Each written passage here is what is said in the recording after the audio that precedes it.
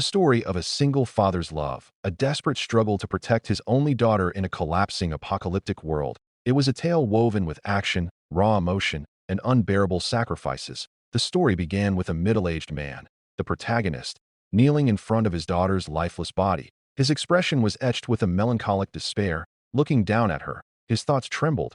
"I'm sorry, my daughter. I killed you not just once, but 99 times," wiping the tears from his eyes. He rose to his feet. On his forehead, the number 1 glowed faintly. His gaze hardened with furious determination. "Trust me, Dammy. This time I absolutely won't fail." The scene shifted back to 1 month, just before the apocalypse began. He was in his 40s, sitting in his room listening to the news. The broadcast spoke of a mysterious creature that had appeared in the city center in the blink of an eye. The world collapsed into chaos. Dammy stepped into the room. "Dad, what are you looking at?" she asked innocently. He looked at her, his heart tightening. "We have to survive," he thought. Memories of his past lives flooding back. In his previous attempts, the stoic resolve with which he had carried his daughter's fragile life had always ended in tragedy. The world had been pure hell for an old man and a young girl trying to survive. And just like that, they had died. In that final moment, as everything faded, an angel had appeared before him, offering him another chance to live. When he opened his eyes, he was back in the same room. At the same time, before the apocalypse began, sitting up in bed, he realized his body was perfectly fine. What's going on? He wondered. He turned to look in the mirror and saw the glowing number 99 on his forehead. Without wasting a second, he bolted to his daughter's room and pounded on the door. "Dammy, open the door." When she appeared, still half asleep, she stared at him in confusion. "Seriously, it's the middle of the night. What is it?" He pulled her close, his voice shaking. "Dammy, you're alive, right?" Frightened by his sudden urgency, she stammered. "What's gotten into you? Did you have a bad dream or something?" Without explaining, he grabbed her hand, began packing bags and headed for the door. "What's wrong?" she demanded. "Why are we suddenly leaving?" "No questions," he said firmly. "Just follow me." They hurried down the street, his grip so tight she winced. "Dad, you're hurting me. Can you please tell me what's going on?" "There's no time," he snapped. "If we don't hurry." Before he could finish, a zombie lunged at him. The next thing he knew, he was dead again. When he awoke, he was back in the same room. The number on his forehead had dropped. That was when he realized this number represented the lives he had left, the number of chances remaining to save Dammy. He tried everything, no matter how inhuman he had to become to keep her alive. But again and again, she would die, even with 100 or 1,000 chances. There came a moment when she turned into a zombie, calling to him, "Dad, save me." She bit into him, and even as the infection spread, he held her close, whispering to himself, "A weak father like me can only lead his daughter to death." He raised his gun, put it to his head, and pulled the trigger. Back in his room once more, tears streamed down his face. The pain of failing her was unbearable. From her room, Dammy heard noises and came in. "Dad, what's all this noise in the middle of the night?" She stopped in shock. He was standing there with a knife in one hand and a packed bag at his feet. His face was deadly serious. Walking toward her, he hugged her tightly, whispering into her ear, "I promise, even if I fail hundreds or thousands of times, even millions or billions of times, I'll survive and I'll save you. Trust your dad." "Okay, sweetheart." She looked into his eyes. They were old and weathered, filled with years of struggle. He had grown old carrying his daughter in his arms. With only one chance left, standing on a cliff, he gazed toward the distant city and thought to himself, "Taejun, it took me 99 attempts to find the perfect shelter. The combined military base defended it, and the university hospital cared for survivors. Order had never collapsed here." He, by sitting on a wheelchair holding flowers in his hand, tells to his daughter grave, "It's already been 40 years since I arrived here," he murmured, placing the flowers gently on her grave. "You've waited a long time, haven't you, my daughter? I had to be careful because this was my final chance. But now I'm certain this place is safe. If we can just get here alive, it will be our final destination." A smile touched his lips. "Wait for me." He put the gun to his head and pulled the trigger. The scene shifted back to the same familiar room, where he and Dammy were hurriedly packing everything to leave the house. As he glanced at her, a bitter thought pierced his mind. "Just before we reached the final shelter, Taejun, Dammy died, and it was because of my mistake." His jaw tightened, teeth grinding with frustration.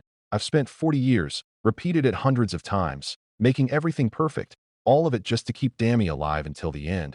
With burning determination, he reached for the door.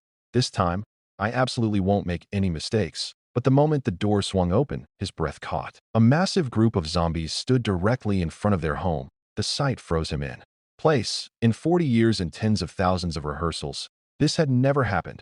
A variable, he realized, his mind reeling. In all my attempts, there was one condition I never questioned. There were never zombies at the door. The horde roared and surged forward. Dad, Dammy screamed, panic in her voice. He shoved her back inside and slammed the door shut. Terrified, she rushed to the door, pounding it with her fists. Dad, what are you doing? Open the door. Outside, he braced his body against the door, holding it shut as the zombies slammed into it. Teeth tore into his flesh. The pain was nothing new. The sorrow of having your insides ripped apart. The agony of losing one's child. It's like having your guts torn out. I've felt it 99 times already. This pain of death. I'm used to it now. Memories surfaced when Dammy was a baby and he used to tell her not to cry. Now, her sobs echoed from the other side of the door. Don't cry, my child. Now he lay slumped against the door, blood seeping from his wounds, while her sobs came from the other side. But inside, doubt gnawed at him. Is this how it ends? Am I going to die forever now? Then another memory came. Dammy being dragged away by zombies in a previous attempt. His heart hardened. Whether it's 100 times or 1,000, I don't care how many deaths it takes. If my daughter is still alive, I can't die. With a roar that shook the air, he pushed the zombies off. His muscles surging with a strength born of fury, he tore into them with inhuman speed, ripping heads from bodies. The fallen corpses glared up at him with lifeless eyes before more rushed in. He seized one by the head, and with a single violent twist, tore it apart. More came. He met them heated, tearing, smashing, breaking them into pieces. A zombie lunged and sank its teeth into him. But he didn't even flinch, grabbing it by the head. He slammed his fist into its stomach so hard the body split in two. Blood sprayed. Limbs flew. His entire body was drenched in the gore of the undead. He turned his head toward the next wave of attackers, his eyes glowing with a menacing, almost feral light. They charged. Meanwhile, Dammy sat on the other side of the door, her heart heavy with sorrow. She didn't know if her father was still alive. Then the door creaked open. She looked up. Standing there was her father. His body changed, no longer fully human, but his eyes still the same. Inwardly, he thought, it's another chance, my reward after my 100th failure. Don't worry, Dammy. Even if I'm not human anymore, I will protect you until the very end. With a bright, reassuring smile, he asked softly, are you all right, sweetheart? And deep inside, he thought, Dad has been resurrected. A week later in Seoul's Mapo district near Mart, a soldier stood frustrated as he faced a silent man before him. The soldier demanded to know who he was, but the man did not respond. Worry crept into the soldier's voice as he told him that zombies were swarming everywhere and asked how he had survived this far. Still the man remained silent. Irritation flared, and the soldier threatened to put a hole in his head if he didn't speak. Then as the soldier looked closer at the man's face, his expression shifted to surprise. He asked what was wrong with it, then more suspiciously told him not to say what he was thinking. It was revealed that the man was the main character Ryu Minsik, wearing sunglasses with his young daughter hiding behind him. The soldier asked whether Minsik was a celebrity since he was wearing sunglasses. Before Minsik could answer, a female officer approached and coldly told him to leave. This was Cha Hyori, known as Black Widow, a former captain of the Great Tiger Unit. She stepped closer and told him again that there was no room for him there, instructing him to find somewhere else. When Minsik didn't reply, she leaned in, her tone sharpening, and demanded whether he had heard her. But her sternness wavered when Minsik finally spoke, his voice heavy with sadness. He told her his daughter had been wandering for an entire week, her asthma worsening, and her suffering growing unbearable. At that moment, Dammy began coughing as if to prove his point. Minsik pleaded for Hyori to help save his daughter. If that was too much, he begged, then at least take her with them. Dammy was shocked by his words, but stayed silent. Hyori's face was unreadable, her cold stare unwavering, until suddenly fury flashed in her eyes. The soldier who had been speaking with Minsik earlier scoffed inwardly, thinking the man was foolish if he believed emotional appeals would work on their captain. But when he looked back at her, he froze, her eyes brimmed with overwhelming tears. Without a word, she turned away and ordered the soldier to let them in. Before leaving, she glanced back at Minsik, her voice laced with defiance, warning him not to get the wrong idea. They simply needed more manpower to guard the mart. Minsik told her to wipe her nose first. Irritated, she turned and stalked off while he smiled faintly, thinking to himself that she was still the same Captain Hyori, a retired soldier who rallied survivors and defended this supermarket in Mapo district. cold as a serpent, yet somehow vulnerable to stories of parental sacrifice. Dami confronted her father, accusing him of straying from their plan. Minsik, nervous, asked her to wait and let him explain. Before he could, the soldier ordered them to follow him. Dami coughed again, holding her head in pain. The soldier, frustrated, assumed she was faking it and demanded if she was kidding. Minsik caught her as she swayed, thinking grimly that her mental state was deteriorating faster than usual. She needed rest soon or things would get dangerous. It was all because of two unexpected variables: the incident a week ago and the fact that he himself didn't fully understand what had happened. He recalled being bitten by a zombie yet surviving, and gaining the strength to overpower them. This unfamiliar transformed body no longer felt like his own. Could it be that he had become a zombie? His gaze shifted toward the mart, a Manhwarecapped branch, the optimal early survival route. Supplies were plentiful there, and it was the only place protected by actual soldiers. Dami would be safe. But as he looked to the side of the mart, he noticed the building completely destroyed and burned. He asked the soldier ahead of him why the building next door had collapsed, insisting that this had never happened before. The soldier eyed him curiously and asked if he was from the future. Then more seriously, he explained 3 days ago zombies had attacked. The captain had lured them into the building next door before detonating explosives they had prepared in advance, crushing every single one. With a grim chuckle, the soldier said they were probably flattened like dried squid now, though perhaps a few had survived trapped inside and rotting away. Minsik's expression hardened as he stared at the rubble. The soldier smirked, asking if he really thought zombies could crawl out of it. Before Minsik could reply, a massive zombie appeared behind the soldier, sensing movement, turned and froze in terror. The zombie slammed its fist into the ground, the sheer force making Hyori's eyes widen. Its next swing was aimed directly at her, but she narrowly dodged. Panic rippled among the soldiers. Bullets flew at her command, but they bounced off harmlessly. The zombie roared, charging forward, killing 2 soldiers with brutal punches. Another soldier froze in fear, moments away from being crushed, until Hyori hurled a bag to distract the creature and pulled the soldier to safety. She barked at him to get it together if he didn't want to die. Her eyes locked on the monster. This wasn't like the attack 3 days ago. This was no ordinary zombie. She ordered everyone to fall back to the mart. Minsik noticed Dami struggling to keep up, panic slowing her steps. Without hesitation, he turned back, rage flashing in his eyes, and charged at the zombie with a powerful fist. Hyori, unaware of what he was doing, focused on luring the creature toward the barricade outside the mart. Even that monster couldn't break through instantly. She would find its weakness in the meantime. But then she noticed something alarming. There were still people on the first floor. They should have evacuated already. She told the last 3 survivors to head inside while she distracted the zombie. Her gaze fell on Dami. She asked where her father was, and then suspiciously she asked, "If your father has abandoned you." Dami pointed her finger towards the zombie. Turning, Hyori saw Minsik's fist crash into the zombie's head with such force that it collapsed instantly. Even after it hit the ground, he continued to pummel it with terrifying ferocity. The scene shocked everyone present there. When the zombie finally lay lifeless, Minsik walked back toward Dami. He apologized softly, saying he couldn't keep the promise he had made her because he had been too afraid of seeing her hurt. Hyori, shaken, raised her gun at him and demanded to know who he was. He gave his name and said simply that he was Dami's father. Dami silently pleaded with him not to reveal more, knowing it could put him in danger. But he told Hyori he was a zombie expert. Both the women were stunned. He explained that since the outbreak, he had analyzed zombies' traits and weaknesses to survive. With a warm smile, told Hyori he was glad he could be of help today and looked forward to working with them. Hyori laughed, but then grabbed his collar. Dami asked what she was doing, but Hyori told her firmly to stay quiet. She confronted Minsik, noting that he had beaten down a monster immune to bullets with his bare hands, and that his red eyes were just like theirs. Her voice dropped, her face close to his, as she asked the final question. Was he even human? Minsik met her gaze in silence. Hyori kept her knife pressed firmly against Minsik's neck. He looked tense, his voice unsteady as he explained that the gunshots had indeed had an effect. He began to walk away, but Hyori's sharp voice stopped him. She demanded to know what he meant.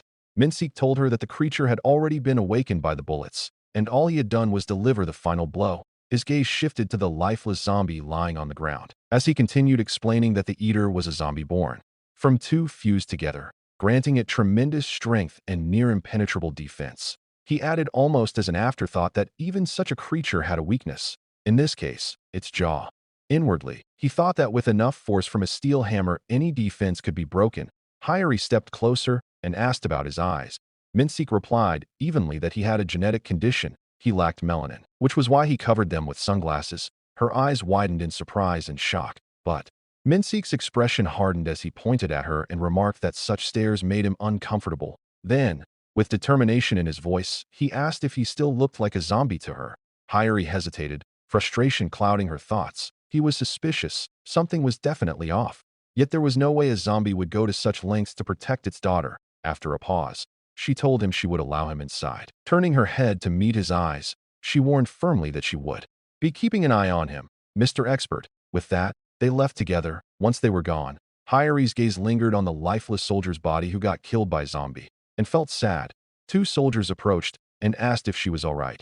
In response, she suddenly lashed out, kicking one soldier hard in the ankle. He collapsed to the ground in pain. She shouted furiously that in an emergency civilians must be evacuated immediately to the underground parking lot, then demanded to know why that hadn't been done. The frightened soldier stammered that they had panicked, but before he could finish, Hyori's glare froze him in place. She told him that if the monster hadn't been stopped, everyone in the mart would have been dead. With a dark, threatening tone, she warned them that if such negligence happened again, it wouldn't be zombies killing them. It would be her. The soldiers, pale and shaken, hastily agreed. Hyori left them behind without another word. Inside the mart plaza, people were seated in their allocated areas. Minseek and Dammy were given a small spot of their own. Dammy looked at her father with a mischievous smile and commented that he hadn't been caught. She asked how he could lie so boldly, when her own heart had nearly burst from fear that he might slip up.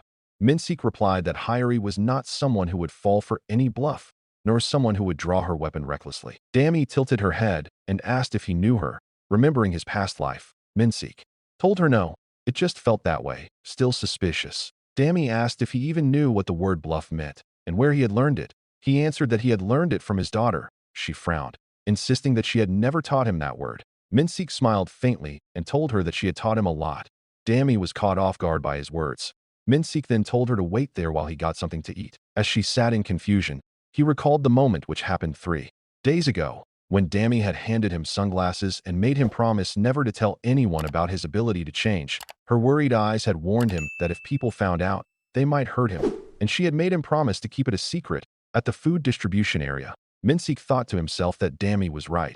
If his identity was exposed here, panic would break out. Carrying their meal back, he called for his daughter, but found her fast asleep. Smiling faintly, he covered her with a blanket. His expression then darkened. The zombies were appearing in stages far faster than before, over 100 at the door and mutated ones after only a week. This was unprecedented. In his 99 past lives, nothing like this had happened.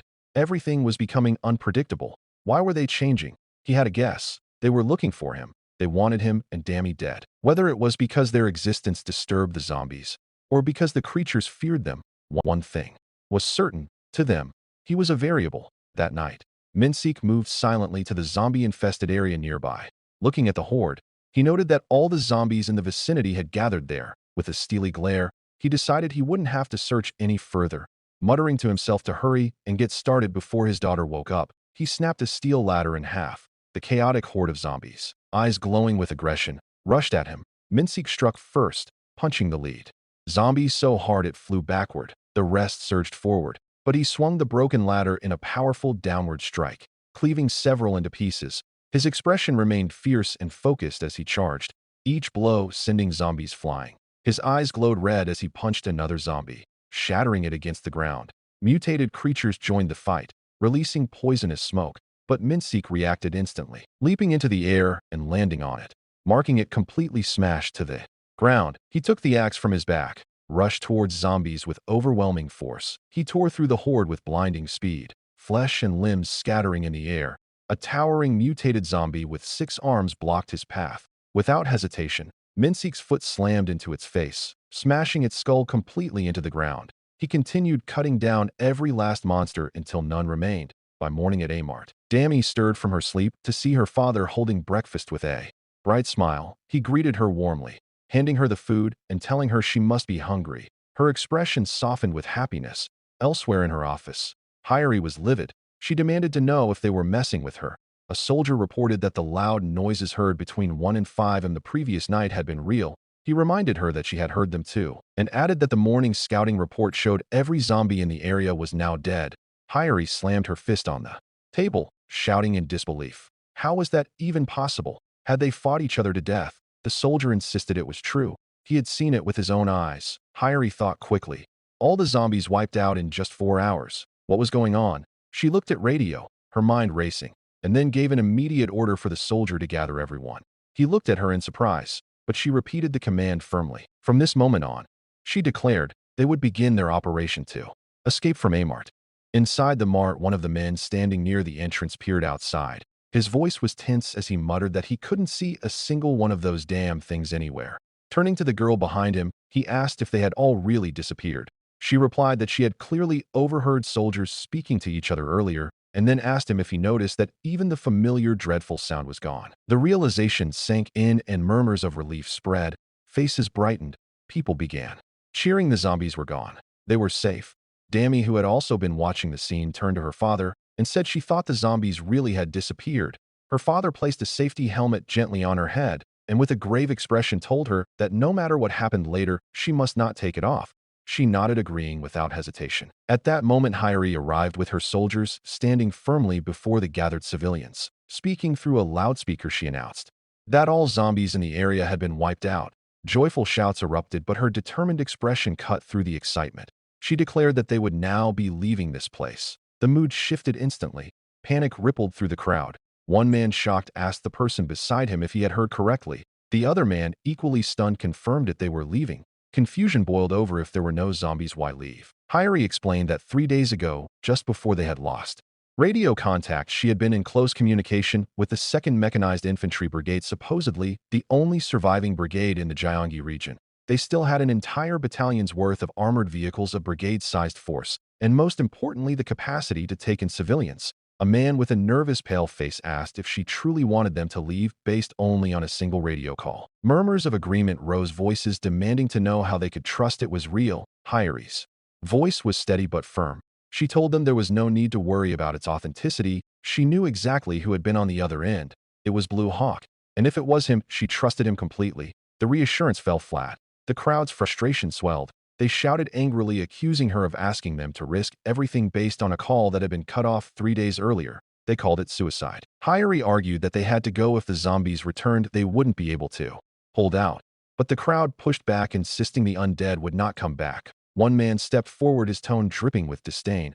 He said he had known something like this would happen eventually, and then looked Hyrie in the eye, remarking that such an emotional and reckless decision would never have been made if the leader were a man. He turned to the crowd, asking if he was wrong. Hyrie froze for a moment, startled by the sting of his words. Then Minseek stepped forward, his voice cut through the tension as he stated plainly that the zombies would come back. The man who had spoken earlier scoffed, demanding to know who Minseek thought he was to speak with such certainty. Hyrie glanced at Minseek.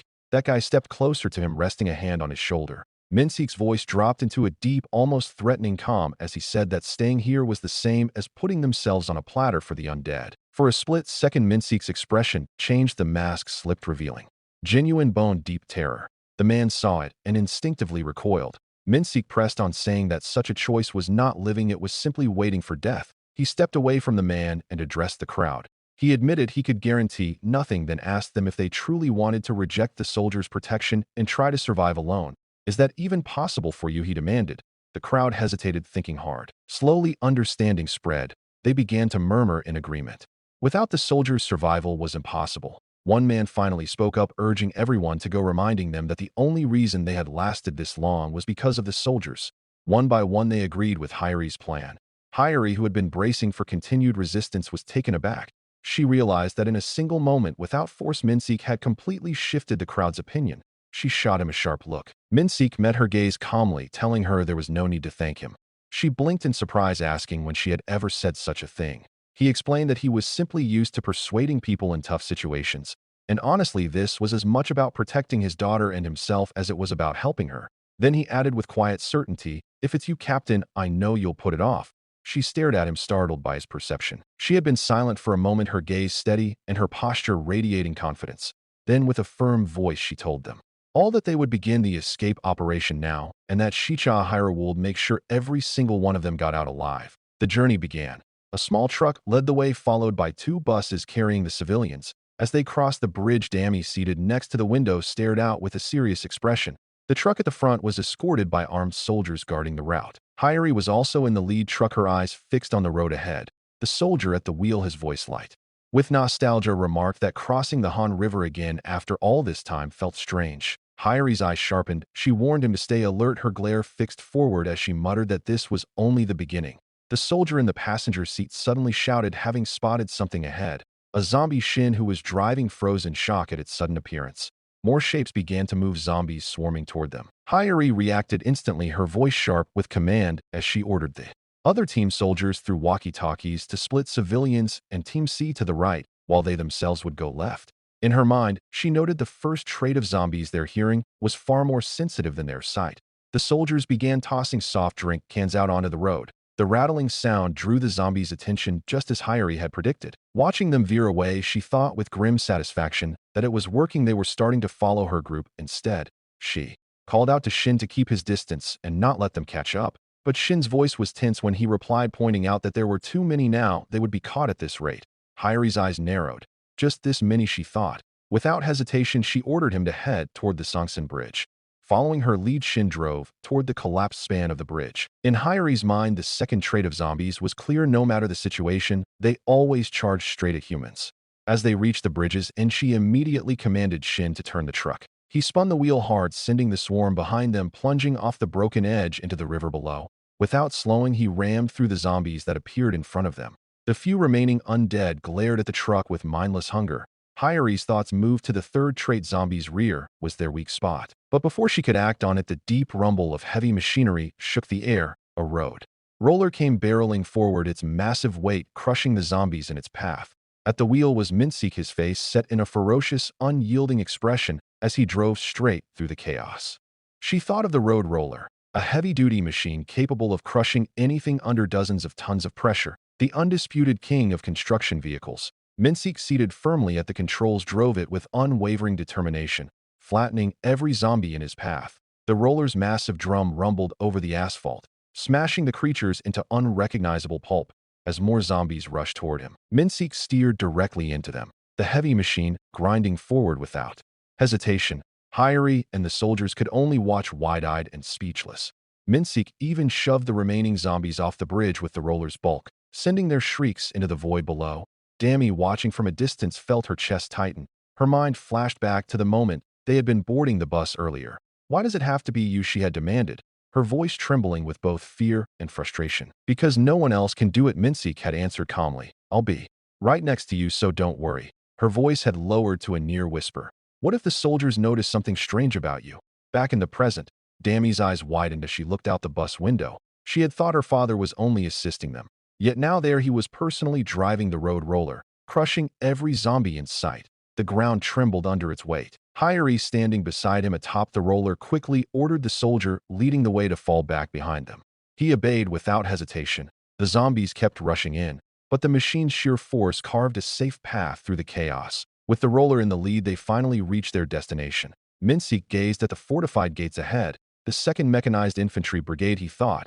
In my past lives, this unit survived a long time under strong leadership. It's one of the critical checkpoints we must pass to reach Taejon. To get here in just 8 days, record-breaking speed. Yet his expression remained tense. "Still, I can't afford to relax. If I act recklessly just because I've gotten stronger, Dami could be put at risk. I'll stick strictly to the route proven safe in my past lives. The real battle starts now." Shin, perched on top of the roller, looked down at him with newfound respect. "Honestly, I was worried about having you on the team," he admitted. "But you saved all our lives." Another soldier stepped forward. "We found that roller before," he said, "but none of us even dared to drive it." "You worked construction before, didn't you?" "No," Minseek replied with a faint smile. "I learned it. Survival gets easier the more you know." He climbed down from the roller. "I'm just glad we arrived safely," he added.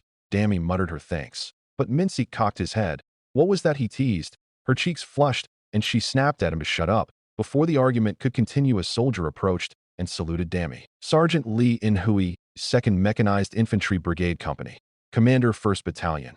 Hyori returned the salute, still surprised. "Do you know me?" she asked. "We've been informed," Lee replied. "Colonel Cha said someone of your caliber would surely arrive today." Hyori's brows rose. "He said that." Lee's smile turned playful. "He said a stubborn female officer would definitely cause a scene." Hyori's face darkened, her glare sweeping over the nearby guards. "Where is Colonel Cha now?" "At the rear gate," Lee answered. "Some zombies appeared there." "What?" did he go to? Handle it personally with troops, Hyrie demanded. No, Lee said, glancing toward the distant gate. Not exactly. The colonel went alone. It's been 35 minutes. Near the rear gate, 2 soldiers stood watch from the tower. One glanced at his stopwatch and called down. 25 seconds, sir. That's a new record. A zombie's head exploded under the swing of a massive axe. The man wielding it grinned broadly. Like I always say, the axe beats guns any day. Colonel Cha Pungo, known as the Blue Hawk, former leader of the Special Warfare Command and current commander of the 2nd Mechanized Infantry Brigade, looked down at the lifeless creatures. Way more satisfying to slice them myself, he said with relish. Still, please use a gun next time, sir, one soldier urged nervously. We're here too. What if you got bitten? Cha scoffed. Me? Bitten by these things? Are you joking? He lifted a zombie's head by his hand. Once you reach my level, you can see through them clear as day. I know their exact fighting capabilities, one of the soldier told Colonel Cha. Shot the soldiers a sharp glare. You lot would be useless with your pathetic skills. You'd just get in the way. That's harsh, sir, one muttered. I'm offended, another said. But I can't exactly argue. Cha rolled his shoulder with a grimace. Goodness, my joints. As they say, age spares no one. His eyes swept over the fallen corpses. Instead of these useless bums, can't someone capable show up for a change? As if on cue, one zombie twitched and sprang back to its feet, lunging at him with murderous intent. Before it could reach him, the roar of an engine filled the air, and the road roller slammed into the creature, crushing it instantly. The soldiers in the tower froze in shock. Cha turned, eyes narrowing as he saw the driver. Minseek stepped down. Cha glared at him, recalling the words he had once spoken to the soldiers. Once you're at my level, you see it clear as day. But now, faced with Minseek, that certainty wavered. The moment his eyes met Minseek's, a chill ran through him. His breath caught and his chest tightened as if gripped by an invisible force. The sheer weight of Minseek's presence pressed against him.